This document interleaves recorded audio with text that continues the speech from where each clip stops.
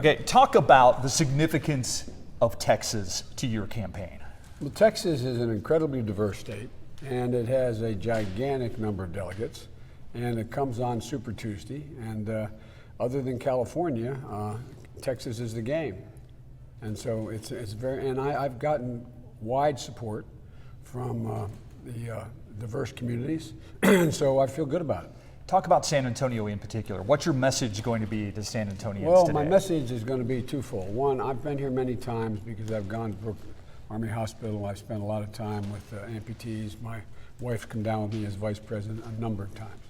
And to thank them for their service, number one, and what we have to do, how we care for these veterans. But secondly, talk about how we have to change the attitude of the country. We have to restore the soul of America. The way this president treats immigrants, the way he treats white supremacists in the opposite direction, the way he just belittles people is undermining who we are, and it's hurting us not only at home but internationally. Do you plan to talk about your new immigration plan that you Yeah, unveiled? a little bit I do.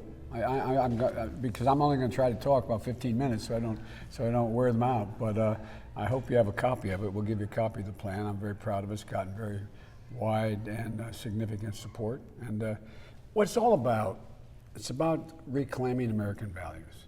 It's from the time my great-great-grandfather came, coffin ship on the Irish Sea in 1848. The fact is that it's been about families, reuniting families. And the other piece of this is that people forget, is the reason we're the nation we are, all kidding aside, I mean, I've been saying this for the last 10 years, is because the people who come have courage, have resilience, have optimism, are able to get up and move back and reclaim themselves. And we've been able to pick the best from every culture internationally. It's not like someone's sitting in Guadalajara saying, I got a great idea. Let's sell everything we have, give it to a coyote, go across the border. They don't want us. But won't that be fun? People come because they're resilient, and that's why we are the nation we are. Let's talk about some of the opponents that you have. Michael Bloomberg just got into the race. Yeah. He says he got in because he doesn't think anybody else can beat Trump but him. I respect him saying that. We were one of the front runners. What do you say to that? Come on, Michael. Look, I think Michael believes that. He's been a good acquaintance. I don't in any way suggest he shouldn't be in, but let's see. Yeah. Let's just see. Talk about Julian Castro, who's also, you're in his backyard, used yeah. to be mayor, HUD secretary. Yeah. I've covered him since he ran for city council here in San Antonio. You guys got into it a little bit on the debate stage in Houston, not far from where we are right now. Your thoughts on the former HUD secretary? I think he's a good guy. He's smart as the devil. He was a good secretary. He was a great mayor. His brother's a great congressman. And look, when you're ahead in all the polling data and you're on a debate stage, you're everybody's target. So the one way to get the most attention is go after the person who's ahead. I fully understand why I didn't take personal offense to it. And he didn't do it again. But he's a solid person, and I think he's got one heck of a future. Do you think he could be in your cabinet or a VP if you win? He could be anything he wanted to be. I mean, look, it's presumptuous of me to start talking about. I haven't done the nomination yet. Who would be in my cabinet? But he is smart. He is honorable. He is straightforward. I think he could do anything he wanted to do. What do you say to people that have doubts about who can beat Trump in this primary? Well, what I say is, why is Trump so focused on, for the last 6 months, trying to lie about Joe Biden? Why has he got people spending $10, $12, $15 million telling lies about me that CBS and others won't even put on the air because they know they're lies? I mean, he's either just exercising his frustration or he's worried that I will beat him, and I will. You think there's a danger in the Democratic Party going too far left? Well, look, I think that it's kind of interesting. This is the first time in a race I've ever been involved in. I've been not characterized as a liberal. But I think that what the Democratic Party, whoever the nominee is, has to be able to do is say, this is what I'm going to do. This is why it will transform your life for the better.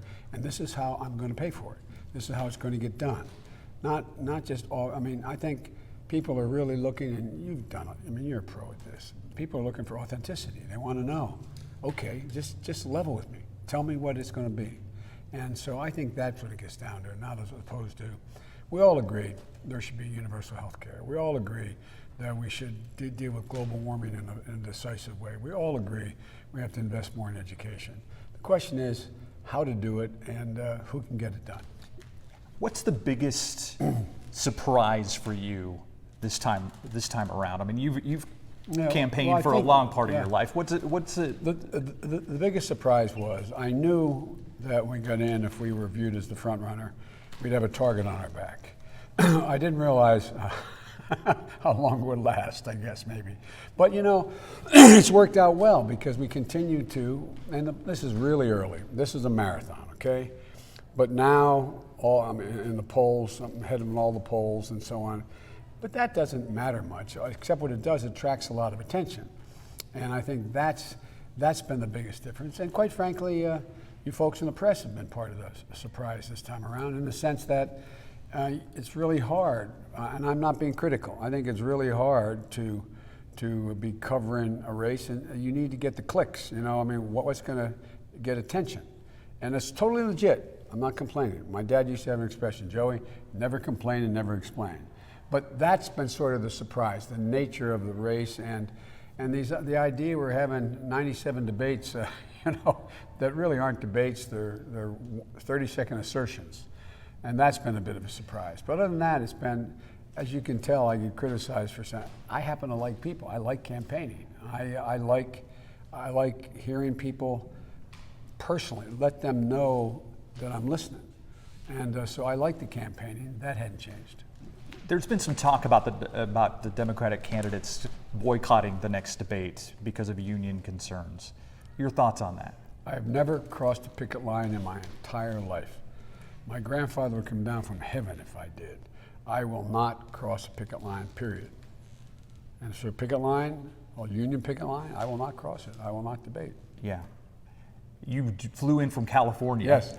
I'm guessing you hit California and Texas all in one day. That says something about the importance of those two states. Oh, that's gigantic. Look, Super Tuesday, we're going to go through 4 early contests, 2 caucuses and 2 primaries. I think we'll do very well, particularly in the caucus states that are in the primary states that have very diverse populations. Then we move into Super Tuesday. And you and California are the prize.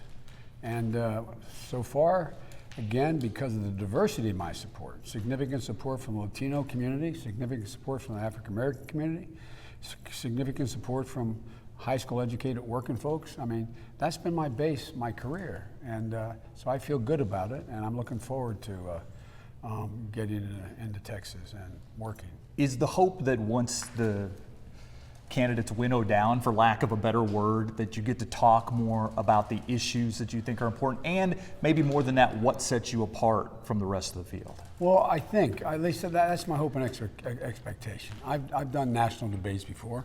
I debated Paul Ryan. I debated the vice presidential candidate from Alaska with John McCain, who was a good friend. I've done those debates. I've debated Barack, you know, and they were actually debates. We could actually, without attacking one another, we were able to lay out our differences. And it's very difficult. It's not a criticism of any of the candidates on the stage. When you have 10 people on, 12 people on a stage, and you got, you know, 30 seconds or whatever it is, 45 seconds to respond to an attack, it's kind of, it doesn't tell the voter much, I don't think.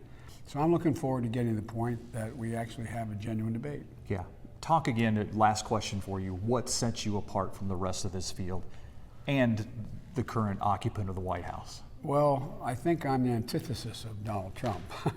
But I think what sets me apart, no, as again, you're a well-informed pro. Every election has a different focus. And this focus this time, everybody knows this is a consequential election, unlike anybody's been involved in. And not because I'm running, because the nature of what's at stake. The next president of the United States, the Democrat, is going to inherit a divided nation and a world in disarray.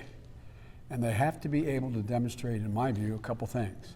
One, not only can they win, but they can bring along other candidates that in the states. For example, If a Democrat doesn't compete in Texas and compete well nationally, it makes it harder on statewide candidates. Same in North Carolina, same in Georgia, same in a lot of states. I think I have demonstrated, both as a vice presidential candidate and before, I can compete in states that will help bring along a Democratic majority in the Senate. The second thing is, they have to demonstrate that they can in fact get something done. It's not a criticism of the rest of the folks out there, but I'm the only one that's ever got any big legislation ever passed. I've got a lot of it passed, all the way from the Violence Against Women Act to making sure in a situation where we have, the Recovery Act, which was $900 billion and saved the economy. And so I think I've demonstrated that. That's a skill that I believe still.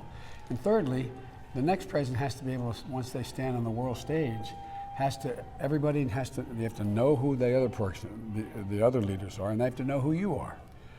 Putin's not going to have to wonder about who I am. He knows me. Our friends are not going to have to wonder about who they know, because we're going to have to immediately begin to rebuild and repair the damaged relations with our friends and make it clear to the thugs the President Trump has embraced that I know them.